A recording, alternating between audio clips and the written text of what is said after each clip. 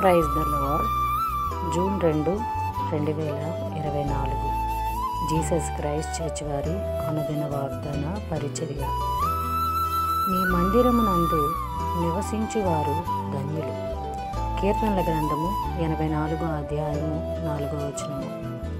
ప్రియ దేవుని వారలారా, ఉదయకాల సమయంలో కోరాహు కుమారులు దేవుణ్ణి కీర్తిస్తూ ఉన్నారు, దేవుణ్ణి మహిమపరుస్తూ ఉన్నారు. ఏమని అంటే, నీ మందిరమునందు నివసించువారు ధన్యులు అని చెప్తూ ఉన్నారు. ఎవరి మందిరం దగ్గర ఎవరు నివసిస్తే ధన్యులుగా ఉంటారు అంటే, దేవుని మందిరము, సైన్యములకు అధిపతి అగుడు యెహోవా, ఆయన దగ్గర, ఆయన మందిరము దగ్గర నివసించేవారు ధన్యులన్నమాట.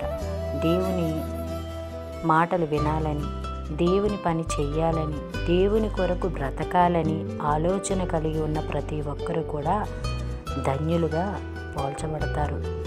ఆయన త్రోవల్ని వెతుకుతూ పాపాన్ని, శాపాన్ని ప్రతి ఒక్కటి కూడా మనలో నుండేది తీసివేసుకొని యథార్థముగా ఎవరైతే దేవుని వైపు చూస్తారో వారు ధన్యులుగా ఉండి ప్రతి ఒక్కటి కూడా వారి జీవితంలో పొందుకోగలరు.